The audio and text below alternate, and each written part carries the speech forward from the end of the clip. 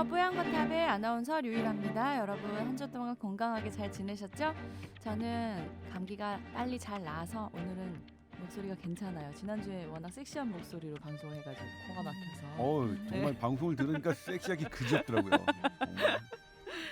여러분도 감기 조심하시고요. 날씨가 많이 추워졌어요. 자, 오늘은 신양희영 교수님 나오셨습니다. 안녕하세요. 안녕하세요. 네. 스스로 섹시하다 그러면 참 문제가 많네. 원래 자기의 이미지는 자기가 만들어가는 거예요. 이렇게 주장하다 보면 나중에 다 그런 줄 아니 알더라고요. 실제로 네. 들어보세요. 정말 섹시하기 그지없어요. 아니 약간 섹시함에 결핍이 있기 때문에 네. 자꾸만 섹스 어필 하고 싶은 거잖아요. 저는 인정하는 거는 이제 청순한 이미지는 너한테 없다는 건 인정해요, 제가. 근데 인정할 건 인정하고 맞는 건 맞다고 주장하고 그런 거예요? 그러니까 팩트가 아니고 그냥 주장인 것 같은데. 그런 거죠, 뭐. 네. 네, 그래서 선생님 뭐 네. 별일 없이 잘 네, 지내셨습니까? 저는 그래서 저보고 스스로 섹시하다고 얘기하지 않습니다. 제가 잘못했네요. 가진 게 죄송해요. 많아서. 별일 없으셨고요? 네, 별일 없었어요. 네. 얼굴이 좋아지셨는데요. 네. 네. 이제 좀 행복하고 즐겁게 살려고. 좋은 그러니까 일 있으셨나 봐요. 부동산이 많이 올랐나 그런 봐요. 거나 그럼. 뭐. 그래야 될 텐데 아니에요. 네. 뭐 자수고가 폐지되면 강남이 많이 오른다 그러잖아요. 네. 많이 올랐어요 이미. 그러니까 난 강남 사람이 아니어가지고 참 억울하네. 우리 여기 강남 사람 아무도 없어요. 그렇구나. 그나마 다행이다 그건. 그렇죠. 네. 배가 덜 아파서. 위화감 그러니까 느껴질 뭐냐면 뻔했어. 네. 남이 이제 남의 강남집 값이 오르면 남의 일인데 여기 있는 사람이 강남집을 갖고 있어 그게 그렇죠. 오르면 완전히 열받는 일이지. 강남 올 일이 여기 녹음하려고 여기 목동 오는 거밖에 없어요. 아, 목동도 네. 강남이구나. 그렇지. 그렇네요. 자, 뭐 그러니까 농담하신 거죠? 그러니까 지금 막 헷갈려. 나는 아무 헷갈려? 생각 없었어요. 강남은 그냥 그 특정 고 지역이 강남이라고만 생각하고 있었고. 강남 다음에 목동이니까 음. 이제. Under the river. 강남이네. 그러면서 또 예. 학군에서 또 항상 빠지지 않는 곳이니. 목동 학군 좋죠. 그러니까 네. 항상 오면서 학원 버스도 이런 거 보면서 이런 데 살아야지 엄마들의 스트레스는 없긴 하겠구나라는 걸 이해를 하긴 해요. 근데 또 목동에 여기 사는 분들 많아서 얘기 들어보면 목동 계시는 분들은 또 대치동보다는 또 부족한 게 많아서 오히려 글로 이사 가고 싶어 하시는 분도 저 그렇죠. 봤어요. 언젠가 이제 우리 네. 회의에서도 한 번 얘기했는데 맞아요. 목동에서도 대치동 다니시는 분들이 많은데 대치동에서 가장 잘 되는 과가 있어요. 그러니까 어린이의 그 정신적인 아픔을 보시는 그런 선생님들이 되게 정신과? 잘 되거든요. 오. 목동도 지금 목동에서 여셨던 분들, 그러니까 예를 들면 예전에는 저한테 제 이제 지인분들이죠. 환자가 별로 없으니까 되게 좀 소개 좀 시켜줘라 이렇게 했던 분들이 지금은 뭐냐면 제가 어떻게 봐주십시오라고 얘기를 하면 너무 시간이 없다, 너무 환자가 많다 이럴 정도니까 그러니까 이제 하나가 이게 이제 통계적으로 누군가 좀 잡아줬으면 좋겠는데 네. 이렇게 이제 학원들이 아이들을 되게 이제 그 선행학습을 시키잖아요. 네. 제 친구 아들 같은 경우에는 초등학교 5학년인데 정석을 해요. 중학교 과정을 하는. 고등학교 고등학교예요, 과정이죠. 그게? 고등학교 수학을 하는 거예요. 초등학생이 고등학교 네, 그렇게 하더라고요. 수학을? 그러니까 단계가 뭔가 단계가 만약 5단계가 있다면 뭐 3단계 그러니까 뭐 내가 시험을 봤더니 2단계 학원밖에 안 된다. 그러면 2단계 학원에서 3단계 학원을 준비하기 위해서 가고 또 3단계 학원에 열심히 해서 4단계 학원을 가고 또 4단계 학원 열심히 해서 5단계 학원 이런 식으로 돼 있는데 사실 초등학교가 고등학생 과정을 소화한다는 건 그걸 소화하는 아이들이 분명히 있을 거예요. 뛰어난 아이들이. 근데 그거를 소화하지 못하는 아이들에게는 상당히 많은 어려움이 될 거죠. 그래서 그런 아이들이 되게 많이 힘들어하는 거라서 네. 물론 이렇게 선행학습이 분명히 득이 되는 부분이 있을 겁니다. 어떤 아이들한테는. 네. 근데 분명히 많은 사람들한테는 근데 득이 되는 애들은 드러나요. 예를 들면 이렇게 해서 선행학습 시켰더니 내가 어디 의대 갔다. 뭐 신 교수님처럼 아주 우리나라 최고의 고등학교를 간다거나 아니면 최고의 의과대학을 가서 한다는 게 이런 분들은 좀 따로 있는 것 같아요. 드러나는데 네. 거기서 적응하지 못하고 이렇게 조금 아파하는 애들은 드러나지 않아요. 그게 저는 문제인 것 같아요. 그래서 전부 다 신화는 있어요. 이렇게 선행학습을 해서 전부 다 좋은 데 갔다라는 신화는 막 드러나는데 그렇게 아파하는 애들은 잘 드러나지 않아서 이런 거를 누군가는 조금 냉정하게 득과 실을 좀 따져줘서 우리가 팩트를 좀 제대로 보고 그러니까 정말로 우리가 선행학습이 갖고 있는 득은 어떤 거고 실은 어떤 거라는 걸 좀 저는 좀 그걸 좀 잘 알았으면 좋겠다는 생각이 좀 들어요. 음. 저의 개인적인 경험으로는 제가 개인적으로 얻을 수 있는 정보 내에서는 네. 상당한 실이 있다는 것도 느껴져요. 아 그래요? 예, 저는 이제 뭐 선생님들이 의사 선생님들이 이제 친구니까, 그러니까 네. 개인적인 경험이죠. 이게 표준화되거나 통계적으로 유의성을 갖고 있는 그런 객관적인 정보라고 할 수는 없지만 네. 어쨌든 그런 실들이 접할 수 있으니까 실에 대한 정보들을 누군가는 좀 그런 우리 과도한 선행 학습 이런 것에 대해서 조금 제대로 현실적인 것을 해줬으면 좋겠다는 생각을 괜히 해보네요. 강남 말씀을 하셔가지고. 네. 그러니까 이게 모든 게 상대적이었고 저도 고등학교 때 뭐 최고의 고등학교로 나왔다고는 하지만 되게 그때의 기억이 별로 좋지는 않아요. 선생님은 음. 그때 당시 워낙 이제 공부도 잘하는 뛰어난 학생이었고 했으니까 음. 지금 자식이 있으시잖아요. 예. 아이들 교육은 어떻게 본인처럼 그렇게 선행도 시키고 치열하게 시키는 편이신가요? 그러니까 예. 이게 저 살기 바빠가지고 남을 못 챙기고 있어요. 선행학습의 부작용이네요. 그런데 부모가 선행학습을 했더니 자식은 당연한- 선행학습을 못하는 부작용이 나오고. 예. 예. 우리 애들도 예. 제가 이제 보니까 공부 쪽은 아닌 것 같아서 굳이 선행은 안 시키고 있고 오히려 요즘은 후행 학습 시험을 치고 너 이것도 몰랐니 하고 다시 공부하는 후행 학습. 그거 되게 중요한 하고 거잖아요. 있는데. 틀린 거 그쵸. 노트 만들기. 네, 예, 언젠간 이런 잘하리라 것들. 믿고 있는데 뭐 다 음. 능력대로 하는 거죠, 뭐. 네. 아니에요. 엄마의 손은 중요한 것 같아요. 그럼에도 그래요? 불구하고. 네. 예. 교육 얘기 하려니까 끝도 없어서 그쵸. 네, 끝도 다음 없어요. 얘기로 넘어가야 될 것 같아요. 누가 또 아파트 얘기한 거야? 아파트 얘기하다 교육 얘기까지 나갔어. 부동산 먼저 얘기하셔가지고. 뭐 좋은 일, 좋은 일 선생님 얼굴이 부동산, 좋아지셔가지고 그거랑 전혀 얼굴은 왜 관련 좋아지셔가지고 이런 얘기까지 저는 뭐 나오고. 돈을 많이 번다고 얼굴이 좋아질 사람은 아니잖아요. 성격상. 네. 푹 쉬다 오신 것 같아요 근데 최근에. 예. 어제 이 얘기만 하나 딱 하자면 네. 어제 제가 이제 술자리에서 한 멤버가 본인의 집값이 지난 1년 사이에 음. 10억 넘게 뛰었대요. 제가 강남 아는 한복판이겠죠. 그분? 근데 뭐라고 말씀하시면 이건 자기는 하나도 안 줬다. 왜냐면 이건 비정상이기 때문에. 아, 그리고 이 비정상적으로 했던 것들은 반드시 사회에 후유증이 온다는 거예요. 그 후유증을 우리가 감당해야 되기 때문에 좋지가 않다고 말씀하셔서 하지만 저는 부럽기 짝이 없었어요. 가진 자의 여유네요. 그러니까. 그렇게 말해야지 아, 어떻게? 정말. 너무 좋아 이러면 얄밉잖아요. 아니 근데 그런 거는 한번 저는 이제 그런 것에 대해서 생각해 보진 않는데 그런 것들이 갖고 오는 사회적 후유증. 왜냐면 그게 미국과 일본의 선례가 있으니까 그런 걸 과연 우리나라는 어떻게 감당할 것인가에 대한 문제도 얘기하다 말았어요. 그렇구나. 저는 항상 그 못 가진 자로서의 시각으로 가진 자를 바라보기 때문에 네. 그게 저의 조금 가치관과 정체성인 것 같아요. 그래서 가지면 안 될 것 같아요.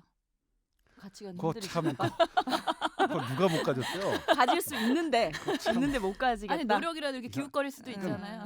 그냥 이런 거 보니까 뭐냐면 객관적이지 않은 것은 섹시하다거나 청순하다거나 그런 걸로 합시다. 그런 거는 뭐 내가 다 인정해 드리겠어. 근데 뭐 네. 이렇게 가진 분들이 뭘 가지지 못했다고. 못 가진 가지신 건 저. 거래요. 아 그래요? 아 예 알겠습니다. 그럼 난 섹시함을 못 가졌다는 뜻인가? 결론이? 자, 그래서 지난주에 TOWER@sbs.co.kr로 사연을 보내달라고 시급하다고 말씀을 드렸더니 정말 반갑게도 딱 하나의 사연이 또 올라와 주셔서 너무너무 감사드리고 소개를 해드릴까 합니다. 자, 사연을 소개해드릴게요. 제 와이프가 뭘 먹으면 머리가 아프고 어지럽고 소화도 안 되고 그렇다고 하는데요. 성격도 예민해지고 해서 스트레스를 많이 받는다고 합니다. 그러면서 잘 때는 어깨랑 목까지 아프다고 침대가 불량이다 싸구려라 그렇다 하면서 멀쩡한 침대까지 바꾸고자 하는 지경에 이르기도 했습니다. 원래부터 그랬냐 물어보니까 학생 때도 소화는 잘 안 됐는데 매번 그럴 때마다 그냥 뭐 타이레놀이랑 활명수 이런 걸로 달래고 안마도 해주고 하는데 큰 해결의 기미는 없었다고 해요. 그래서 최근에 제가 좀 심각성을 인식하고 어지럼증과 관련해서 검색을 하니까 뭐 이석증 이런 건 나오는데 이건 아닌 것 같고 또 위 내시경 해보니까 작은 용종 하나 발견된 정도고 다른 의심 사항은 없었다고 하네요. 그런데 인터넷에서 증상을 검색해 보니까 담적병이라는 게 뜨더라고요. 그 증상이랑 또 좀 비슷한 것 같기도 하고. 그래서 검색해 보면 주로 한약 치료 얘기가 많이 나오는데 양방, 한방 어느 쪽으로 좀 접근을 해야 될지 모르겠어요. 조언 부탁드립니다 하셨어요. 주변에 보면 이런 소화불량, 만성 위염 이런 걸로 속이 쓰린 거를 이제 호소하시는 분들 참 많으시더라고요. 맞아요. 예. 이게 좀 쉽게 고쳐지지도 않죠. 그렇죠. 예. 난치성일 수도 있겠죠. 네. 근데 메일 제목이 담적이 뭔가요여가지고 사실 담적 딱 보고 이거는 내가 대답할 거 아니다라고 그거 생각하긴 한방 했었어요. 용어라고요. 예, 예전에 그 의사협회 있을 때도 여러 개 그런 건강 프로그램 심의하는 의뢰가 들어오는데 담적에 관련된 게 들어왔길래 이거는 우리 거 아닙니다 하고서는 저희가 튕겼던 기억이 있거든요. 오늘은 튕기지 말고 한 번만 해주세요. 그래서 담적에 대해서 그러니까 제가 이렇게 만든 거예요. 사연으로 돌아오는 거예요. 인간 다 이유가 있었어. 그때 한약으로 패스했던 것 같은데 오늘 쓸 수가 없어요. 그래도 그때 공부하고 이렇게 네. 성실히 유일한 대답했어야지. 사연이고 어? 선생님 오늘 한 네. 분 딱 계시니까 오늘 그걸 그렇게 뭐 귀찮다고 이렇게 딱 쳐내니까 이렇게 우리가 받는 거예요. 그러니까. 하지만 감사합니다. 예, 겸손해져야지 이게 또 이렇게 문의해 주셨는데 네. 감사하게도 여러 가지 증상들이 있어요 사실. 전반적인 좀 소화불량에 대한 얘기를 해주셨으면 좋겠어요. 그렇고요. 네. 근데 이거 소화뿐만 아니라 음. 두통이랑 어지럼증이랑 네. 예민해서 스트레스도 받고 음. 그다음에 목이나 이런 근골격계 문제도 근육도. 있는 거잖아요. 지금 온몸이 다 불편하고 하루하루가 네. 되게 그러니까 고통스러울 것 이분이 같아요. 지금 침대를 혹시 바꿔야 되면 경제적으로 굉장히 큰 위기가 올 수 있기 때문에 급하게 사연을 보내실 것 근데 이제 같아요. 담적이라는 거는 네. 일단 이거는 짚고 그다음에 이제 이분의 사연에 대해서 이제 우리 신 교수님이 좀 네. 상담을 해주시면 될 것 같은데 네. 담적이 이제 무슨 노폐물이 많이 쌓여서 거? 생기는 네. 어떤 여러 증상들을 한의학적으로 얘기한다고 하는데 네. 실은 이제 노폐물이 저는 개인적으로 노폐물이라고 없다고 생각해요. 뭐 객담도 우리 방어기 전에 하나지. 객담이 가래가 어디에 있어서 그것이 노폐물이다. 그래서 노폐물이 어떻게 뭘 나쁘게 한다. 그리고 우리 몸에 독이 있다. 그래서 뭐 디톡스 그런 거 있잖아요. 저는 그래서 그런 것도 사실은 개인적으로는 이건 저 개인적인 의견입니다만 디톡스 이런 것도 그건 없다. 사실은 없다고 생각해요. 네. 근데 그런 것들이 많아서 객담이 많아서 어떤 폐의 어떤 어떤 통로를 막아서 염증을 일으키고 폐렴을 일으킨다면 문제지만 네. 그게 정상적으로 내가 뱉어낼 수 있는 그런 것. 그러니까 대변도 마찬가지죠. 대변이 꽉 대장을 막고 있으면 그것은 하나의 문제가 되지만 대변이 정상적으로 장에 있는 게 노폐물이다. 네. 그래서 어떤 나쁜 영향을 한다는 것을 개인적으로 생각하지 않습니다. 그래서 이 담적에 대해서 원래 원초적으로는 생각이 이제 다른 사람 우리가 있으니까 네. 요거는 제가 나중에 임채성 원장이 오면 따로 담적에 대해서는 문의를 하는 걸로 하고 네. 그 다음에 이제 이분은 이제 뭐냐면 인터넷 검색을 통해서 담적이라고 이제 결론에 이르셨는데 네. 그러지 말고 우리 이제 이분의 증상, 와이프의 증상을 우리 이제 신 교수님은 어떻게 보시는지 어떻게 상담을지 진단을 좀 해주시죠. 증상 위주로 저희가 상담을 해드리겠습니다. 네. 근데 저는 그 뭐 해독 주스도 그렇고 여러 가지 저는 조금 다르게 생각하는 게 그런 톡신 아니면은 그런 독소들이 우리 몸에 쌓일 수 있을지도 모르겠다는 생각을 하고 그런 것들이 우리 몸에서 여러 가지 그런 노화를 일으키는 그런 원인들 되는 산화 스트레스 이런 네. 것들을 발생시킬 수 있다고는 생각을 하거든요. 아, 네. 그러면서 여러 가지 이 와이프가 어떤 어려움을 겪고 있는지는 모르겠지만 네. 분명히 정신적, 신체적 스트레스가 외부의 환경 요소에 있을 것 같아요. 그래서 그런 것들로 인해서 여러 가지 우리 몸에 기능적으로 이상 소견들이 발생을 하는 건데 그 중에 하나가 위장 간의 소화불량 이런 것들이라고 생각이 들긴 하거든요. 네. 그래서 우선은 담적병을 저도 찾아보기는 했는데 그런 것들이 쌓여갖고 여러 가지 기능적인 문제가 생기는 거고 그런 것들이 더부룩함이나 아니면 두통이나 아니면 여러 가지 그 근골격계 증상들을 유발할 수 있으므로 결국에는 이걸 개선하기 위해서는 어떻게 해야 되겠느냐 그리고 어디가 문제가 있으면 진단을 어떻게 해야 되느냐 이런 것들이 궁금하신 것 같아요. 네네. 그래서 우선은 종합검진을 받아본 적이 없는데 받으면 정확한 진단이 나올까요 하면서 어떤 검사를 한방에서 해야 되는지 양방에서 해야 되는지 되게 궁금하신 거예요. 그래서 저희는 이런 상황에서는 우선은 뭐 심리적 증상으로 인해서 아니면 또 신체적인 문제로 인해서 불편한 증상이 발생했다. 그럼 한 번은 검사해보는 건 나쁘진 않을 거라고 생각이 들어요. 이제 네. 40대 정도 되면은 종합검진 같은 것들 받아보면서 내 몸에서 간 수치는 올라가지 않았는지 콜레스테롤에 문제가 없는지 이런 것도 확인을 해볼 수가 있긴 한데 실제적으로 저희가 딱 경험적으로 이런 환자분들이 온다 그러면 검사를 해도 대부분은 이상 소견이 없을 가능성이 높습니다. 의학적으로는.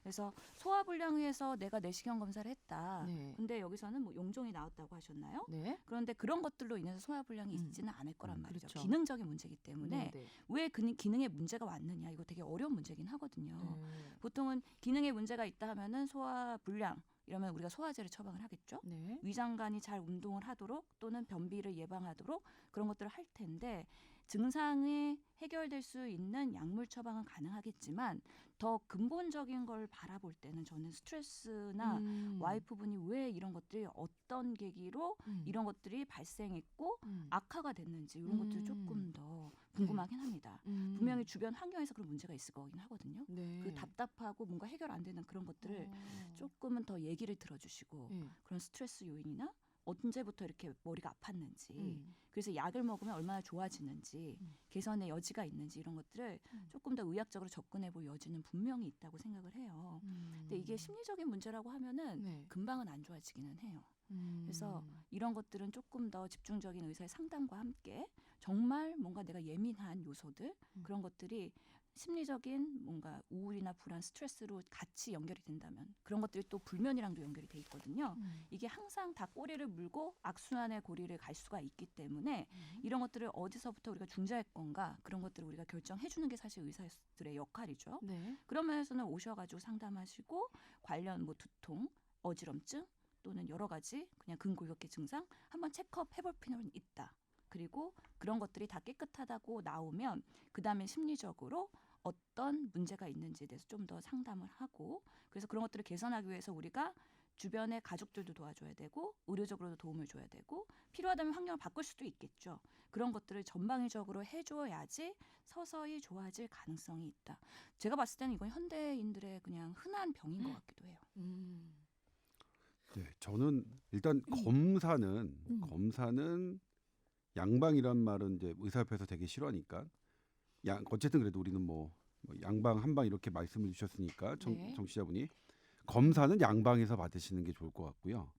그다음에 거기서 어떤 이상도 안 나왔다 그렇다면 치료의 하나로 한방을 선택하시는 건 이제 그거는 뭐 괜찮을 거 그러니까 본인의 선택의 문제일 것 같고요.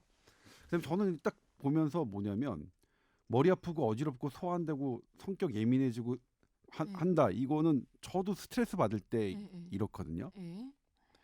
그리고 이제 신 교수가 말씀하셨듯이 검사에서 안 나올 가능성이 되게 많고 그러면 이제 그러니까 일단 이건 뭐 정상임을 가정으로 얘기를 한다면 가정이긴 하지만 그러면 이제 와이프의 스트레스에 대해서 그러니까 무엇이 스트레스인가에 대해서 좀 더 고민해야 되는 게 아닌가 그런 생각이 좀 들었어요. 저도 머리 아프고 어지럽고 소화 안 되고 성격 예민해지고 이럴 때는 정말 누군가가 나의 이거를 좀 들어줬으면 하는 그런 것들이 좀 있었거든요. 그러니까 사실 이럴 때 아무도 그냥 관심 안 가져주면 외롭잖아요. 네. 저는 그렇게 외로움을 스스로 극복하고 이렇게 성장해 왔어요. 아무튼 그래서 이런 거는 사실 저는 그냥 느낌에는 이거는 스트레스일 것 같고요. 그리고 그런 게 오래됐다면 그 오래된 이 부분에 대해서 얘기를 해야 되고 그다음에 아까 신 교수님이 언급해 주셨지만 어떤 부분에 대해서 스트레스를 와이프분이 받는지에 대해서 어떤 환경인지 아니면 어떤 조건인지 아니 뭐 그런 거 있거든요. 예를 들면 이런 상황이 뭐라고 해야 되나? 뭐 시어머니가 오셨을 때 뭐 오셨다 가면 나타난다거나 아니면 남편이 술을 늦게까지 먹고서 하면 나타난다거나 아니면 일주일에 한 번 버려야 되는 재활용 쓰레기를 버리지 않았을 때 그 다음에 나타난다거나 그래서 사실 이제 뭐 같이 부부라긴 하지만 사실 되게 다른 사람이잖아요. 그래서 직접 묻지 않고 직접 말하지 않으면 모르기 때문에 그런 부분을 조금 신경 쓰시는 게 어떨까라는 생각을 해봤습니다. 그러게요. 그래서 뭐 일상생활 하다 보면 스트레스 요인이 많은 것 같아요. 그리고 네. 이 담적병에 대한 것도 결국에는 개선 방법이 그런 스트레스 요인을 해결하고 그 다음에 생활 습관을 개선하자. 결국에는 뭔가 묘약이 있거나 치료가 딱 있는 건 아니거든요. 그렇기 때문에 폭식이나 과식이나 급식하는 습관 이런 것들을 개선을 하고 정말 하루 세 끼를 30분 동안 천천히 먹으면서 규칙적으로 먹고 네. 그러면서 좀 뭔가 릴렉스하거나 힐링할 수 있는 나만의 여가 생활이나 운동 같은 거 내 스스로를 투자할 수 있는 그런 여유가 있어야 되는데 지금 이 와이프분은 얼마나 어려운 상황에 있는지 모르겠어요. 근데 네. 애 키우고 네. 집안 유지하고 네. 부동산 투자도 해야 되고 그렇죠. 부동산 왜 나와요? 그러려면 정말 엄마들 할 일이 많더라고요. 아유 어마어마하죠. 네.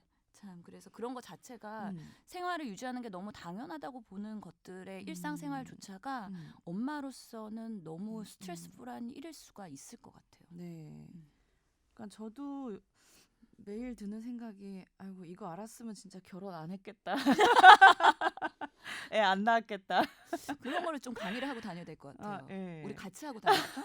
결혼하면은 여성들이 솔직히 이렇게 지금 선생님이랑 저 네. 정도의 나이대 엄마들이 정말 할 일이 많잖아요. 애도 키워야 되고 일도 해야 되고 뭐 네. 시댁 챙겨야 되고 다 이제 한참 음. 바쁠 나이인데 그런 것들의 이제 일환으로 생활이 많이 이제 스트레스가 있으시다면 좀 이런 일들은 어느 정도 해야 되긴 하지만 본인만의 조금 시간도 가지고 스트레스를 풀 수 있는 방법을 좀 찾아야 되지 않을까 싶기도 하네요. 예. 이게 전반적으로 복합적인 병명인 것 같아요. 어떻게 보면은 해결하기도 참 어렵고. 맞아요. 네. 음. 아, 이 얘기를 들으니까 나도 소화가 좀 안 되려 그러네 갑자기. 그렇긴 해요, 네. 사실. 그러니까 집안에서 그러니까 일반적으로 저는 예전에는 이제 별로 신경 쓰지 않았어요. 뭐 이런 저는 남성이기 때문에 남성으로 태어난 게 다행이다. 뭐 이런 생각을 했었죠. 그러니까 그 남자들 예. 부러울 때가 많았어요. 저도. 제가 봐도 네. 이거는 이제 여러 가지로 제가 좀 유리한 사회 구조인 것 같아서 그래서 이제 제가 이제 감히 뭐 이런 여성의 이런 엄마의 이런 거에 대해서는 제가 언급할 수 있는 그런 게 전혀 없는데 다만 이제 저는 나이가 들면서 그러니까 체력이 예전보다 떨어지니까 스트레스에 훨씬 더 약해진 거예요, 제가. 그래서 스트레스 상황이 되면 이게 뭔가가 더 이게 데미지가 큰 거죠. 근데 그러면 저는 어떻게 극복하냐?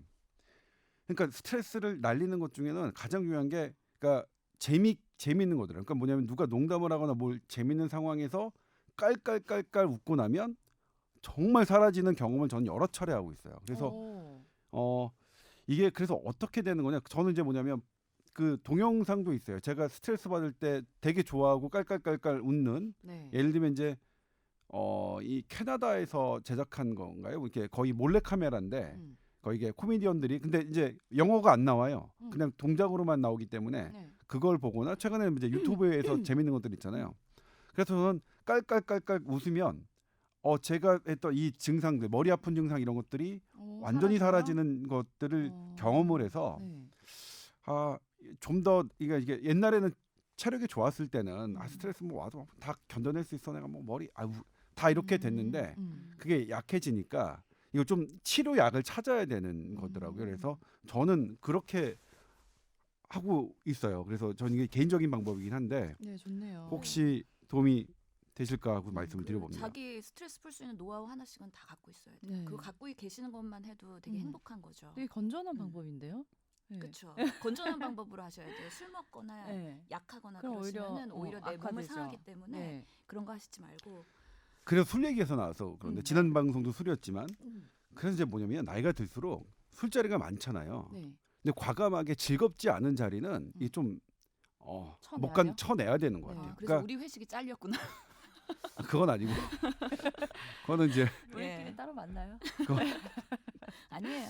예, 그건 아니지만 예. 그건 다른 사정이 있긴 하지만 예. 아무튼 그런 부분 그러니까 제 고역이 이게 이렇게 술을 마시는데 막 초긴장해야 되고 뭘 실수하지 않을까봐 해야 되는 자리가 되게 힘들잖아요. 네. 그리고 게다가 거기다 술까지 마시면 그러니까 이게 어떻게 그걸 다 피할 수는 없겠습니다만 좀 그래도 과감하게 음. 내가 이 자리에 안 나가면 내가 꼭 손해를 볼 것 같은 그런 느낌, 그런 것들을 좀 버리고 그냥 술은 되게 즐겁게 깔깔깔깔 대고 마실 수 있는 사람하고 이렇게 하는 게 어떨까라는 생각을 또 저는 그러니까 진짜 남자랑 여자랑 세계일 수도 있고 같은 의사지만 저는 술자리가 하나도 없거든요.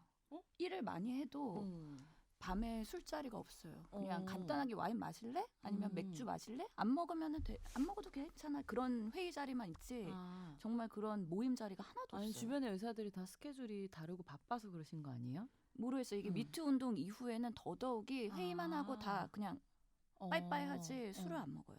권유하지도 않고 먹자 그랬을 그것도 때 좋네요. 예. 네. 안 먹겠다고 할 이미지가 그렇게 돼서 그런가? 그래서 이제는 먹을 수도 없는 선생님 빼고 다 상황이고. 먹고 있는 거 아니에요? 그것도 나쁘지 않아요. 근데 네. 그런 데까지 다 음, 챙겨서 그쵸. 갈 만큼 막 그렇게 될 수는 없을 것 같아서 음. 그래서 참 같은 의사지만 활동범위랑 이게 남성이랑 여성의 차이인지 모르겠는데 되게 다른 것 같다는 생각이 들긴 하네요. 선생님 그럼 스트레스 풀 수 있는 나만의 방법 있으세요? 네, 뭐예요? 저는 잠자예요. 아. 예, 제일 생산적이에요. 아. 예.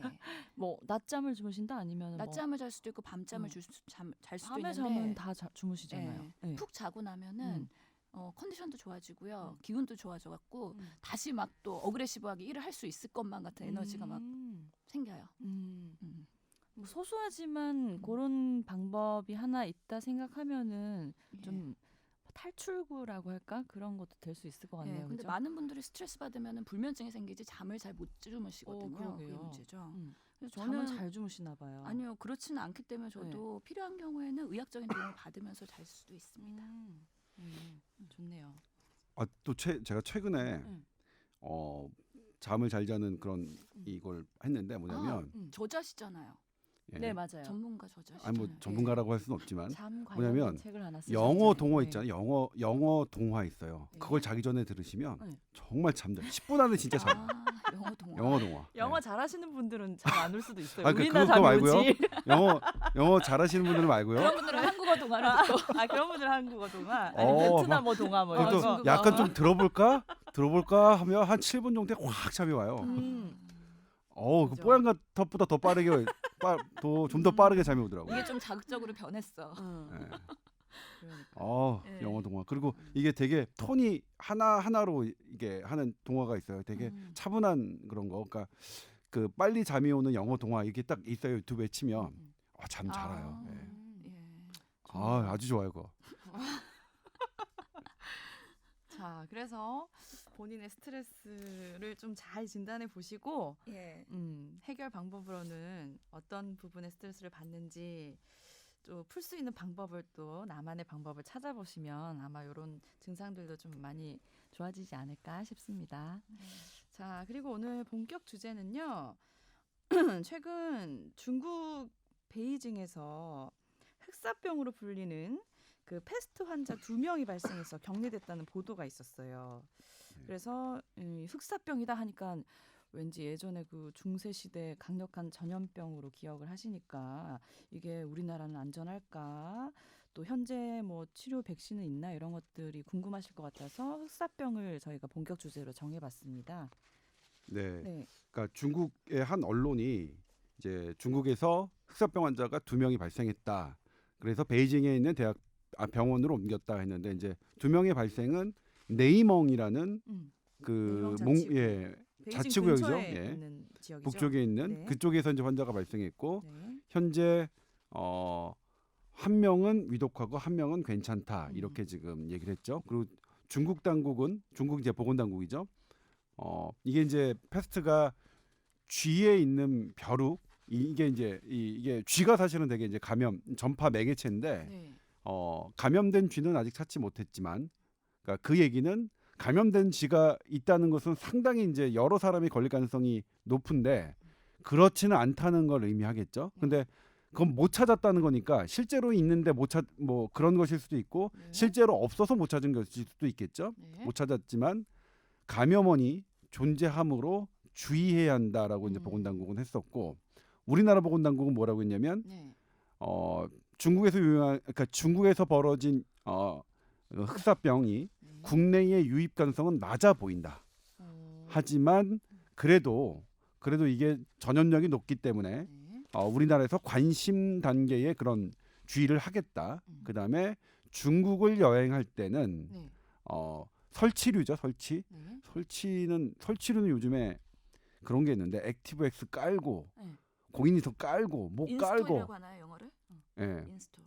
그러니까 뭐냐면 그 되게 웃긴 동영상이 있어요. 네.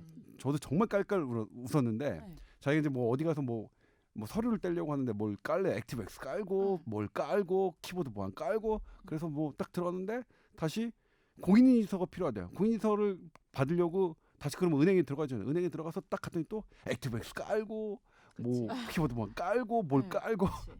그래서 맞아. 뭐 이런 거 있어요. 그래서 어쨌든 네. 근데 그래서 이제 뭐 그렇게 설치를 하니까 내가 설치류야? 막 이런 게 나와서 그런데 아, 다시 지금 이제 알아들었다. 그쵸, 네. 못 알아들은 거 됐어. 섹시한데. 아 깔깔하게 되네 이제. 그렇죠. 네. 근데 어쨌든 그 특성상 네. 우리나라에 유입될 가능성은 안 돼. 중국을 여행할 때 네. 그런 쥐나 그다음에 쥐가 이 배설물에도 그게 있을 수가 있대요. 그리고 그 배설물이 그 남겨진 흙 그래서 그런 발생 지역이나 이런 데는 네. 개인 위생을 좀 철저히 하라. 설치류 그다음에 흙 이런 거 함부로 만지지 않도록 해달라는 당부를 한 상태입니다. 네. 자, 근데 흑사병이라는 게 전염력이 굉장히 높잖아요. 뭐 이렇게 공기 중으로도 전염이 되는 건가요? 비말 감염의 네. 가능성을 알려져 있기 음. 때문에 그래서 사실 우리가 관심을 갖고 이 파장에 대해서는 조금 알고 있어야 된다는 건데 네. 중국에서는 지금 2명 발생한 이후에 11월 12일이었죠. 그 이후에는 더 업데이트가 안 된 것 같아요. 환자 네. 발생에 대한 보고는. 네. 그런 만큼 중국에서 격리랑 이런 조치를 잘 하고 있는 것 같긴 한데요. 네. 우선은 우리나라 유입 가능성이 낮다고 해서 지금 관심인 것 같고 관심 단계인 것 같고 하지만 이게 아직까지는 예방과 그럼 치료 어떻게 해야 되느냐 이런 것들은 좀 알고 계시면 참고로 도움이 될 것 같긴 해서 네. 우선은 치료 균의 방법이 이렇게, 있는 거죠? 예 네. 치료는 흔한 항생제입니다. 뭐 독시사이클린 아니면 시프로플록사신을 얘기하니까 그런 항생제를 투여해서 치료할 수는 있는 부분이고요. 네. 특히나 감염되었을 때 조기 그러니까 2일 이내에 발견해서 항생제 투여하면은 뭐 그렇게 치사율이나 이런 것들은 높지 않다는 거죠. 네. 근데 참 이게 어려운 것 같아요. 이게 해외 신종 감염병 이런 것들을 보면은 대부분은 외국 갔다 와서 특히 동남아 이런 데 갔다 오고 나서 열나면은 왠지 불안한 거예요, 다들. 그렇죠. 네. 이것도 증상이 발열, 오한, 두통 이런 거거든요. 그러니까 되게 애매모호하긴 해요. 그냥 그래서 감기 같은 그런 그치. 증상들이죠. 예, 네. 그래서 괜히 여행 갔다가 피곤하면 감기 걸릴 수 있잖아요. 근데 네. 열나면 다들 불안해갖고 이제 오시는 거예요. 예전에는 그 음. 한때 지카 바이러스가 네. 또 막 이렇게 얘기가 될 때는 그래서 동남아 갔다 오고 나서 열나면은 지카를 검사해야 돼 말아야 돼. 맞아. 근데 이 검사 비용이 PCR 돌리면 한 10만 원 넘거든요. 오. 그래서 이게 딱 정부에서 지원을 해주는 대상자가 아니면 본인 부담으로 하기는 되게 불안한데 안 알면 좀 찝찝하고 하자니 비싸고 이런 고민들을 되게 많이 하게 되더라고요. 네. 특히나 지카 같은 경우에는 성매개, 성 접촉에 의해서도 발생할 수가 있기 때문에 그런 동남아에서 성관계하고 오신 남자분들이 더더욱 좀 스트레스를 많이 받으셨던 기억이 있거든요. 근데 뭐 패스트균은 우선은 그런 비말 감염에 의해서 노출될 수 있다. 하지만 지금 중국에서는 추가 환자 발생에 대한 보고는 없는 상태이기 때문에 네. 우리가 갔을 때 그런 노출을 최소화하기 위해서는 쥐나 쥐벼룩, 야생동물 이런 것들, 동물의 사체 이런 것만 좀 주의하면 될 것 같긴 하고요. 의심 증상 있을 때는 그래도 곧바로 확인을 해보는 게 안전할 것 같습니다. 또 이게 예방 백신이 없잖아요. 네. 그렇기 때문에 이거를 참 노출이 안 되도록 하는 방법밖에는 지금 상태에서는 그리고 너무 피곤한 상태에서 여행을 하다 보면은 또 어떤 또 발열될 수 있는 감염 가능성이 있으니까 항상 컨디션 좋은 상태에서 여행하는 게 중요한 것 같아요. 근데 예방 백신은 지금 현재는 없다고 알려져 있는데 네. 치료만 할 수 있고 예방할 수 있는 게 실제로 없다고요? 네. 여기에 관계된 분들의 얘기를 들어보면 네. 미국은 있다고 합니다. 근데 이걸 실제로 노출하거나 하지는 않고 국제 백신 연구소도 이것의 백신은 갖고 있는데 우리나라 보건당국은 이 패스트균에 대한 백신은 없는데 실제로 미국이나 이런 몇 개국은 갖고 있고 이게 그렇게 지금은 이제 뭐 개발된 상태라고 합니다. 그러니까 몇 개 정도는 갖고 있고 이걸 대량 생산하냐 이런 문제는 아니지만 그렇다고 하고요. 그다음에 이제 이 패스트균은 사실 뭐냐 우리 예전에 역사책에서 배웠잖아요. 네. 뭐 13세기에 이제 중세 유럽을 중세 시대에 그러니까 중세를 거의 무너뜨린 네. 인구 구조를 3분의 1이 없어졌다. 그렇죠. 지금 현재 추세로는 뭐냐면 이 패스트균으로 패스트 흑사병으로 음. 최소 7,500만 명, 최대 2억 명이 희생됐다. 와, 이렇게 지금 그 현대 학자들이 지금 하고 있거든요. 무섭네요. 그러니까 이제 엄청난 거죠. 당시는 인구가 더 적었을 텐데. 그리고 이제 이게 처음에 알려졌던 게 이제 13세기 유럽이잖아요. 그래서 지금도 스페인 그러니까 마르세유의 어떤 항구에서 무덤이 있었는데 무덤 막 그러니까 해골들이 했는데 그걸 딱 나중에 유전자 조사를 해보니까 역시 흑사병으로 흑사병 죽은 유전자들이 사람들이었어요? 나왔고 그다음에 영국에서도 엄청난 많은 사람들이 죽었고 그다음에 이제 그 나중에 그다음에 또 17세기 정도에 이제 프랑스 이런 데서 또 한 번 이제 대거 발병이 있고 막 그랬었죠. 근데 그리고 이제 이게 다시 신대륙으로 넘어가면서 유럽에서 신대륙으로 넘어가면서 또 남아메리카 이런 데서 또 많은 그 희생자가 났었고 근데 이제 이게 그래도 과거의 병이지 지금은 뭐 없어진 거 아니냐 저도 사실 그렇게 생각했어요. 그래서 들여다봤는데 이게 없어진 적이 없더라고요. 네. 계속해서 발생을 하고 있었고 그리고 최근에는 이게 추세가 좀 더 늘고 있어요. 그러니까 WHO는 세계보건기구는 통계가 이제 2015년까지만 이렇게 통계를 잡고 있는데 네. 지금 미국 CDC하고 미국 하버드 대학은 최근 통계까지 잡고 있는데요. 그러니까 미국 CDC 통계로는 지금도 매년 1,000명에서 2,000명의 환자가 세계보건국에 보고된다 이렇게 이제 보고를 하고 있고 미국 하버드 대병원은 그러니까 해마다 3,000명 가까이가 사실 환자가 발생한다 이렇게 보고 있거든요. 그러니까 적어도 1,000명에서 3,000명의 환자들이 지금도 계속 이 흑사병에 걸리고 있고요. 그리고 수백 명 정도가 사망하는 것으로 지금 보고가 되고 있고 그리고 주 지역이 남아메리카 그다음에 아시아가 있습니다. 아시아. 네. 그래서 이 아시아에서도 보면 중국이 있었고요. 그다음에 이 몽고 지역도 있었고 티벳 이런 지역에서 계속 했었고 그다음에 최근에 보니까 우리 그 어린 왕자의 그 섬이 어디죠? 응? 어린 왕자 마다가스카인가요? 마다가스카. 전혀 기억 안 나는데.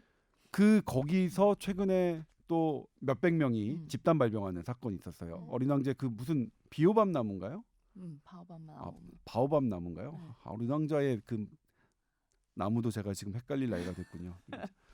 그래서 마다가스카르 나라에서 발병했다고 하더라고요. 네, 기사 보니까. 네. 네. 그래서 지금도 계속 우리나라에서는 음. 최근에 발병한 적이 거의 없지만 네. 근데 다른 나라에서는 계속 발병하고 있었고 그러니까 잊혀진 질병은 아니다. 이런 것을 저는 이번에 새롭게 알게 됐어요. 그러니까 되게 흑사병이라 갖고 이게 뭐지 하고 되게 뜬금없긴 했거든요. 저도. 네. 왜냐면은 역사책에 의과대학 나오는 병인 것 예, 같아요. 이게 세균 종 이름도 여시니아 페스티스 그거기 네. 때문에 사실 감염 우리가 의과대학에서 배울 때도 뭐 지나가긴 했지만 최근에 뭐 그렇게 우리나라에서는 환자 본 적도 없으니까 별로 그렇게 심각하게 듣거나 그러지 않고 되게 인문학적으로 예전 중세의 그런 병 이렇게만 알고 있었는데 되게 뜬금없긴 했었어요 사실. 네. 근데 이게 네이밍이 되게 다양하더라고요. 네. 흑사병 그리고 패스트. 패스트는 그 독일 이 이름이고요. 네. 그다음에 흑사병은 블랙데스라고 해가지고 그 왜 블랙데스인지에 대한 여러 가지 뭐 설들이 있는 것 같고 네. 그래서 이게 자체가 되게 저한테는 새로운 질병처럼 느껴지긴 했는데 그래도 아시아나 아메리카나 아프리카 여행할 때는 이것도 하나의 신경 써서 할 수 있는 좀 하나의 질병이겠구나 하는 인식을 갖게 되는 그런 계기가 됐고요. 이게 보통은 그 요즘에 해외여행을 워낙 많이 다니시니까 해외여행 가기 전에 다들 백신 접종하려고 가정의학과나 아니면 국제진료소나 이런 해외 뭐 여행 클리닉 이런 데 많이 오시거든요. 네. 그럴 때 지금 백신은 우리가 쓸 수 있는 건 없기 때문에 그거를 추천해 드릴 수는 없지만 하나의 그래도 관심 가질 수 있는 질병으로서 설명할 수 있지 않을까 의료인으로서는 그렇게 좀 받아들였습니다. 예전에 왜 블랙데스라고 했던 건가요? 이 병을? 아까 이제 저기 패스트라고 한 거는 네. 그 패스트 플라그 이런 것들은 이제 그런 용어들은 이제 역병이라는 뜻을 갖고 있대요. 역병. 근데 이제 흑사병 왜 블랙데스라고 이름을 갖고 있느냐? 요거는 저도 이제 상당히 이제 고민을 했어요. 그날 이게 저는 사실 뭐 취재 지시를 받았으니까 블랙데스에 그러면 구글에 이제 블랙데스의 그 뭐죠? 어원이라고 해서 어원이 좀 까먹었네. 아무튼 그 어원에 그런 해당하는 걸 딱 했더니 영국 사전하고 그다음에 미국 사전에서 이제 나와요. 근데 네. 거기서 공통적으로 나오는 거는 이거의 하나의 특징이 검은 반점이 생긴다고 합니다. 검은 반점이 생겨서 이게 이제 그것 때문에 이 블랙데스라는 블랙이 거기서 유래했을 거라는 얘기가 그 다수고요. 근데 소수 의견 중에서는 네. 이게 뭔지 모르니까 네. 깜깜한 뭐 이런 것 때문에 그곳에서 했을 것이다라는 설도 있는데 블라인드 데스 예, 이런 예, 거죠? 그렇죠. 근데 이제 그 두 개가 다 뭐냐면 실제로 문헌을 계속 검토한 거예요. 그러니까 역사학자들이 문헌을 검토하면서 했기 때문에 두 개 중에 어느 게 이제 정설이냐 이렇게 말씀드릴 수는 없겠지만 그 다수는 이게 이제 검은 반점 때문에 이게 블랙데스라는 말이 왔다라는 것들이 더 많은 것 같고요. 그다음에 또 하나 이제 뭐냐면 이게 사실 뭐 영향을 뭐 역사학자들이 더 많이 아시겠지만 제가 좀 신기했던 게 네. 유럽에서 막 이렇게 손잡고 이렇게 노래 부르는 거 있잖아요. 음. 손잡고 노래 불러서 맨 마지막에 다 앉는 그런 노래가 있는데 그러니까 어렸을 때 저희도 했었고 보이스카우트 다니면 근데 그게 흑사병에서 유래된 노래라고 하더라고요. 그게 뭐냐면 이게 반점이 생기잖아요. 이렇게 동그랗게. 그래서 그걸 의미해 이게 그래서 원을 잡고 손을 잡고 하는 거고 그다음에 거기서 재채기를 하면 아까 이제 우리 신 교수님이 이게 비말 감염이라고 했습니다. 비말이라고 하는 거는 기침이나 재채기를 할 때 아주 작은 침방울에 균이 묻어서 옮기는 걸 우리가 비말 감염이라고 하는데 네. 근데 이게 이제 뭐냐면 이걸 공기 전염으로 할 거냐 말 거냐는 지금도 논란이었어요. 그때 메르스 때도 그랬는데 이게 뭐 에어로졸 그러니까 아주 되게 작은 물방울이면 공기다. 뭐 그다음에 사람과 떨어져 있으면 일반 사람들 느끼면은 떨어졌는데도 이게 뭐야 감염되면 공기지. 그래서 이 정확한 학자의 저기와 실제로 일반인의 이거는 되게 차이가 있고 실은 뭐냐면 공기 전염은 에어로졸도 뭐 에어가 들어가니까 어쨌든 그 공기 아니야 이렇게 해가지고 뭐 하는데 아무튼 비말 감염 정확하게는 네. 작은 침방울에서 감염되는데 그렇게 재채기를 하는 순간 우리가 모두 죽게 된다는 의미로 앉았다 그런 게 나왔대요. 그러니까 그런 의미가 있대요. 그래서 이게 되게 좀 그런 엄청 오래된 전통 놀이였네요. 그게. 네, 예, 그렇다고 하더라고요. 그래서 이게 그 죽음의 신, 뭐 죽음의 무도 막 이렇게도 일컬어지고 그래서 그런 좀 인문학적인 그런 네이밍이 있는 것 같아요. 근데 왜 언론에서는 여러 표현 중에 왜 흑사병이라고 그거를 채택하셨어요? 그러니까 표현 중에 왜냐하면 가장 사람들에게 쉬운 표현이 무엇일까를 고민해요. 그러니까 이걸 보면 어떻게 하는 게 가장 쉽고 사람들이 많이 알고 있을까를 하는 거죠. 그러니까 저희가 여러 개가 있을 때 가장 고민하는 게 어떻게 쉽고 어떻게 명료하고 어떻게 간단하냐 그런 거죠. 그러니까 여러 병 중에 그러니까 예를 들면 진드기병도 우리 유행성 SFTS죠. 그것도 SFTS 하면 사람들이 모르니까 되게 고민해. 저야 SFTS를 하는 건데 그래서 이제 진드기로 매개되는 어떤 감염병 이런 식으로 하는데 이제 그렇게 되면 또 길어지면 어렵잖아요. 네. 그러니까 진드기에겐 되게 미안하긴 하지만 진드기야 뭐 본인이 그러고 싶어서 한 것도 아니고 지 안에 있는 바이러스가 그런 거니까 진드기에 좀 미안하긴 하지만 그러니까 그래서 뭐 진드기를 다 죽인다고 해결되는 것도 아니고 죽일 수도 없거니와 그렇지만 그런 부분이 있죠. 그래서 용어가 다양해갖고 사실 이게 이거야 하고서는 매칭하는데 또 혼란이 좀 올 것 같긴 해요. 네. 저희는 보통 의학용어로는 명확하게 그 군 이름을 하거나 하기 때문에 흑사병이 뭐였지 하고 저도 찾아보게 됐거든요. 처음에. 근데 분명한 이제 치료 방법이 있으니까 항생제 아까 무슨 예. 항생제라고 하셨죠? 시프로프록사신이랑 독실사이클린. 못 따라 하겠네.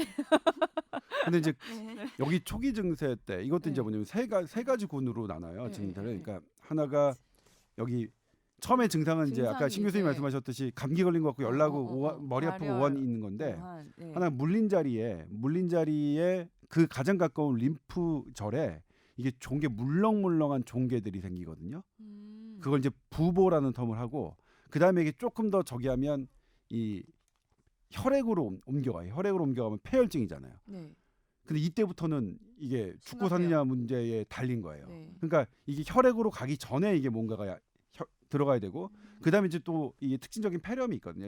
이 세 가지로 나누는데 어쨌든 간에 이거 처음에 뭔가 물린 자리에 뭔가 물렁물렁한 종괴가 있다거나 그래서 어떤 물린 흔적이 있고 우환이나 이런다면 그때 바로 항생제가 들어가야 이게 지금 잘 낫는 병이지 지금도 이렇게 폐혈증으로 가거나 어쨌든 폐렴으로 간다면 무서울 지금도 수 있어요? 예, 물론 예전보다는 낫죠. 오. 예전보다는 지금 항생제라는 무기가 있으니까 뭐 그렇더라고요. 네. 그래서 14세기 중세 유럽에 대흑사병 있을 때 네. 왜 생긴지 모르니까 거지나 유대인이나 한센병 환자 외국인 이런 사람들을 집단 폭력이나 학살하기도 하고 아이고. 특히 마녀 사형처럼 사회적 혼란을 야기했다라는 게 음. 이게 정말 질병 하나가 엄청난 그 네. 사회적 그리고 또 혼란을 하나 있어요. 뭐 제가 생각나는데 우리가 검역하다라는 걸 지금 쳐보면 네. 이게 제가 지금 전 영어 발음이 워낙 안 좋으니까 네. 제가 그만하고 들을게요. 예. 그게 뭐냐면 네. 이 역병하고 물론 이제 흑사병만 있는 건 아니지만 네. 뭐 두창이나 아니면 다른 그런 전염병들을 네. 걸린 사람들이 어떻게 하면 이제 사회 안전하게 되느냐 40일 동안 격리한 거예요. 40일 동안 격리해서 얘가 아무 더 나으면 그 다음부터 그 이제 사회에 뭐 이렇게 생활할 수 있도록 했는데 거기서 그 40일에 해당하는 것이 바로 우리가 검역하다. 현재 검역하다는 게 나왔더라고요. 그 검색하시면 검역하다 영어하면 그게 나옵니다. 그게 어원이 40일에서 출발한 거고 또 하나 재밌었던 게 있어요. 전 몰랐는데 물론 이거에 대해서 아시는 역사학자분들은 많이 하시고 근데 이제 이게 원래 유럽에 있다고 생각했잖아요. 네. 근데 이게 2016년 란셋이라고 쓰고 렌싯이라고 있는 잡지가 있어요. 세계 3대 의학 저널인데 네. 거기에 나왔어요. 그러니까 논란이 없는 건 아니에요, 이게. 근데 논란이 있지만 그래도 이제 정설처럼 지금 받아들이고 있는 이 흑사병의 기원이 어디냐면 중국입니다. 그러니까 13세기에 유럽에서 유럽 인구의 3분의 1을 줄였던 게 어디서 시작되냐면 그 전이 중국이죠. 징기스칸이 몽골 군대를 이끌고 실크로드를 향해 가면서 그 경로마다 이 흑사병을 댔다는 거예요. 그러니까 애당초 오리진이 중국이다. 그리고 이제 거기 또 하나 연구에서는 실제로 그 이전에 중국에서 25만 명 정도가 집단으로 이제 어떤 감염병에 의해서 죽은 그런 사건이 있었는데 그것의 유전자를 분석해 보니 그것도 역시 흑사병, 페스티스균의 유전자였다. 이런 연구들도 있었고요. 그래서 지금 중국에서 이렇게 발생하고 있는 것이 외부 유입이 아니라 어쩌면 중국 자체 발병일 수 있겠다. 원래부터 그런 이전부터 있었던 뭐 몇백 년 전서부터 있었던 중국의 어떤 존재하는 그런 것들이 퍼져나가는 게 아니냐 이런 견해가 있었고요. 또 재밌는 게 지금 환자가 2명이잖아요. 발생한 게 중국에서는 해마다 발생을 하고 있습니다. 환자들이. 근데 2명이면 너무 적다는 거예요. 적다는 건 뭐냐면 이게 쥐가 만약 감염된 쥐가 있으면 쥐는 막 돌아다니니까 그래서 쥐가 돌아다녀서 이렇게 이 흑사병을 퍼뜨릴 것 같으면 훨씬 더 많은 사람들이 감염이 돼야 되는 게 더 가능성이 높은데 이렇게 적게 발생하는 건 거기 흙 자체에 중국의 어떤 지역의 흙 자체에 이런 게 있는 게 아닌가. 그러니까 흙이 막 쥐가 돌아다니지는 않잖아요. 그래서 그런 우연하게 이렇게 그런 흙을 만졌던 사람에게서 감염되는 게 아닌가 이런 식으로 분석을 하고 있더라고요.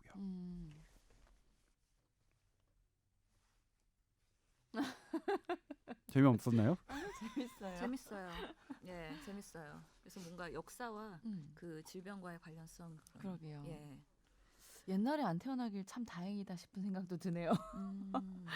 옛날에 태어났으면 얼마나 무서웠을까 이 전염병들이. 그리고 막 그런 아까 말씀하신 것처럼 무고한 사람들이 희생되는 일도 많이 생긴 거고 참 지금과 비교했을 때는 참 미개한 시절인 그렇죠. 거잖아요. 그게. 의학적으로도 그렇고. 네. 그리고 또 재밌었던 게 뭐냐면 여기가 이제 뭐 스페인의 한 공주가 지금 제가 또 한 3일 됐다고 또 까먹었네요. 제가 뭘 기억력이 그렇습니다. 네. 그러니까 공주는 여주인공은 스페인 공주고 이분이 어떤 다른 나라의 왕자와 결혼하기로 이동을 한 거예요. 그래서 이제 이탈리아 남부의 어떤 항구로 도착했는데 거기가 또 이 당시에 흑사병이 유행하던 장소였어요.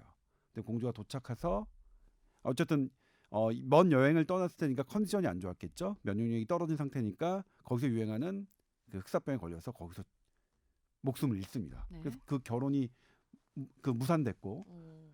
그리고 그 다음에는 그 스페인과 지금 그 사람이 그 공주가 결혼하려고 하는 어떤 나라와의 이 동맹이 깨져서 상당히 이제 많은 그런 유럽의 역사에 그 대결의 시발점이 되기도 했다고 합니다.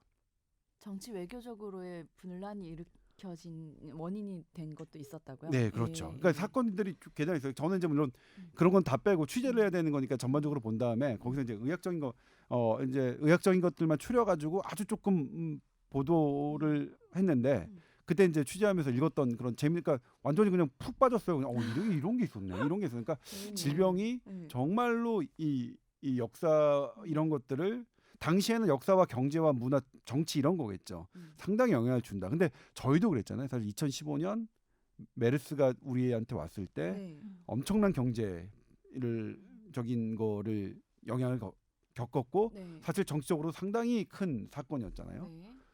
예, 그때 뭐냐면 미국이나 다른 유럽에서는 한국을 방문하지 말라는 이런 경고가 있었으니까 그때 2015년에 세계 과학기자대회를 우리 서울에서 하기로 했는데 그래서 그 세계 과학기자대회가 정말로 그 협회에서 네. 한국 가도 되냐, 우리 정말 우리 기자도 안전하냐 이런 것들 때문에 되게 막 그 저희도 막 노력을 했었거든요. 결국은 물론 그분들이 안전하다 이런 것들을 설명을 해서 다 오시긴 했지만 아무튼 그런 생각도 떠올랐어요. 아, 그때는 더 했겠구나. 그 시절에는. 네. 그때 취소 많이 됐죠. 글로벌 그런 인터내셔널 학회가 엄청 취소됐어요. 어쨌든 지금으로서는 우리나라 보건당국이 국내 유입 가능성이 낮다고 발표를 했고 또 이런 세태를 봐서는 크게 좀 전염의 우려나 이런 걱정 많이 안 하셔도 되는 거죠? 네. 항상 근데 감염병이라는 거 보수적으로 봐야 되기 때문에 예, 또 우리가 예상치 못했던 어떤 일이 발생할지 몰라서 항상 보수적으로 까다롭고 그렇죠. 최악의 상황을 대비하는 그 자세가 아마 질병관리본부도 에볼라, 메르스, 뭐 신종 플루 이런 것들을 하면서 노하우가 많이 생기지 않았을까 싶기는 해요. 네. 그리고 일단 저는 그런 것 같아요. 아까 신 교수님 말씀하셨는데 그 다른 나라 가서 어떤 열이 나는 증상이다. 그러면 무조건 그거는 선제적으로 그러니까 아주 검사하고. 과도할 정도로 검사를 조금 해야 될 것 같아요. 특히 고열일 경우에는. 그래서 예방 백신이 내가 가는 국가에 따라서 필요한 예방 백신이 있잖아요. 맞고 가는 게 좋아요. 그래서 그런 것들이 네. 꽤 우리가 모르는 것들이 많긴 하거든요. 그래서 그런 것들을 조금 상의를 받아서 컨설트를 받거나 아니면 질병관리본부 홈페이지에 가면은 나라별로 맞아야 되는 뭔가 주의해야 되는 그런 질병들, 감염병 이런 거 정보가 있거든요. 그런 것들 활용하시면 그래요. 좋아요. 저는 요즘에, 뭐 예. 아프리카 정도나 가야 막 그런 주사 맞고 가는 건 줄 알았는데. 동남아시아나 요즘에는 중국 갈 때나 뭐 일본 내염도 그렇고요. 여러 가지 그런 백신들이 있으니까 네. 진짜 똑똑하신 환자분들은 그거 다 적어가지고 내가 장티푸스는 어디서 맞아야 되냐, 황열은 어디서 맞을 거고, 파상풍은 어디서 맞고, 일본 내염이랑 A형 간염, B형 간염은 어디서 맞고 이거를 다 적어오세요. 와, 그렇구나. 그런 네. 정보가 어디에 있다고요? 가장 최신 업데이트는 네. 제가 정부 측 인사가 된 것 같은데 네. 질병관리본부의 해외 아. 신종 감염병 홈페이지가 있습니다. 한번 들어가 봐야겠네요. 네. 네, 외국 여행 가실 계획 있으신 분들은 뭐 꼭 참고해 보시면 좋을 것 같네요. 네. 자, 그렇습니다. 오늘 흑사병 얘기했는데 어쨌든 중국에 환자 2명이 발생했다고 하니까 혹시나 모를 일이니까 중국 가시는 분들은 또 마스크 좀 착용하고 여행 가시는 게 좋겠네요. 그리고 이제 네. 이게 중국 언론이 보도하긴 했는데 네. 저도 이제 어제 들었거든요. 근데 중국에선 대대적으로 그러니까 메인 언론사들이 보도를 한 게 아니라 어떤 그러니까 정부에서 운영하는 그런 기관에만 했고 나머지 메인 방송 언론사들이 보도하지 않아서 대부분의 중국인들이 한국 뉴스를 보고 알았대요? 중국 환자가 오. 중국에서 패스트 환자가 생겼다는 걸 네. 알았다고 합니다. 그래서 네. 그래서 그것도 되게 저기였어요. 저한테는 되게 그러니까 중국인들이 혼란을 해서 그러니까 막 그런 것들이 어제 막 움직임이 있었거든요. 그래서 뭐 그렇다고 합니다. 우리나라가 그 감염병에 대한 민감성, 예민도가 많이 높아진 것 같아요. 큰 이제 감염병들이 몇 번 지나간 경험들이 있으셔가지고 네. 그리고 아, 지구가 하나가 되면서 네. 워낙에 그런 다른 나라의 소식들이 되게 중요해진 것 같아요. 그렇죠. 네. 그렇죠. 그렇죠. 사실 2010년인가요? 11년인가요? 그때 신종플루. 지금은 이제 신종플루가 계절 독감의 하나로 됐지만 네. 아, 그때도 정말 무서웠어요. 무서웠어요. 네. 저 무서웠어요. 특히 아이들 막 걸리고 이럴까봐도 그러니까 전전긍긍. 저도 그때 뭐냐면 예. 집에 제가 들어가면 저야 어차피 그 어쩔 수 없이 그런 게 현장을 가야 되니까 그러면 이제 이거 어떻게 해야 되나 그래서 막 옷을 따로 해가지고 야 오늘은 나 지금 나 하지도 말고 난 방으로 들어갈게 이렇게 했고 메르스 때는 그때는 사실 뭐냐면 우리가 처음에 오니까 몰랐잖아요. 그때는 2m 5분이었어요. 2m 바뀌거나 5분 이내면 그게 이제 질병관리본부가 처음에 그모 감염내과 교수님을 딱 모시고 그렇게 했단 말이에요. 그러면 절대 걸리지 않는다라고 했는데 그게 바로 깨졌잖아요. 그다음에 이제 뭐냐면 저희도 되게 주의를 하거든요. 네. 제가 이제 방문했던 그 첫 번째 1차 아웃브레이크 장소를 그 병원을 갔는데 누구랑 갔냐면 그때 대한의사협회 회장이랑 갔어요. 대한의사협회 전문가들과 갔단 말이에요. 그렇게 다 대비를 하고 갔는데 나중에는 어떻게 되냐면 저도 감시 대상이 된 거예요. 그렇게 며칠 동안 뭐가 했는지 그렇고 그러니까 뭐 점점점 확대하고 막 그러다 보니까 생기는 일이죠. 그래서 네. 아 그때도 저도 뭐냐면 되게 무서웠어요. 그리고 이제 맞아요.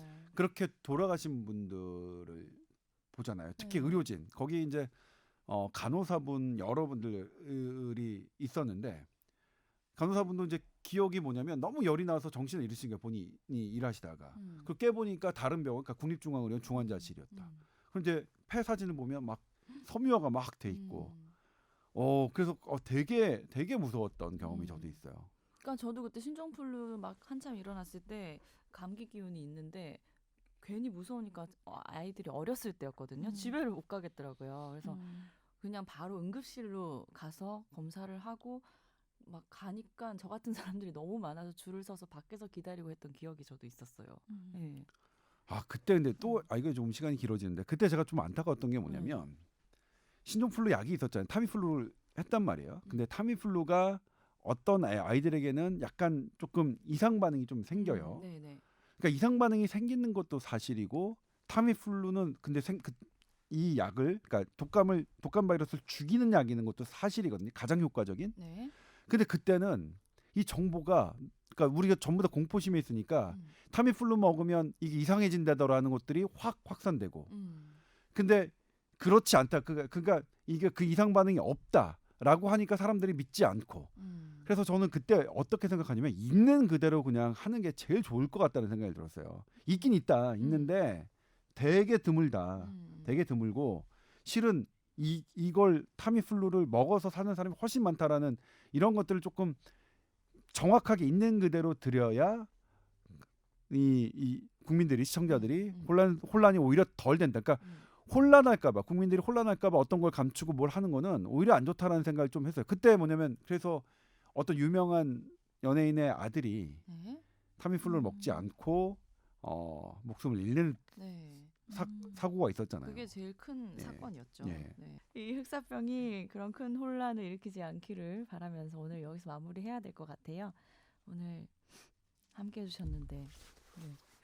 왜 이렇게 그윽하게 쳐다보세요? 예뻐서요, 섹시하고. 아 진짜 나 오늘 세수도 안 하고 오늘 새벽 근무여갖고 이러고 왔는데. 그런 게 네. 더 아름답네요. 아 그래요? 예. 평소에 화장 안 하고 다녀야겠구나. 네, 오늘 너무 즐거운 말씀 다 너무 감사하고요. 한 달 뒤에 봬요 선생님. 감사합니다. 네, 여러분들 건강 잘 챙기시고 저희는 다음 주에 또 찾아오겠습니다. 감사합니다. 네, 고맙습니다.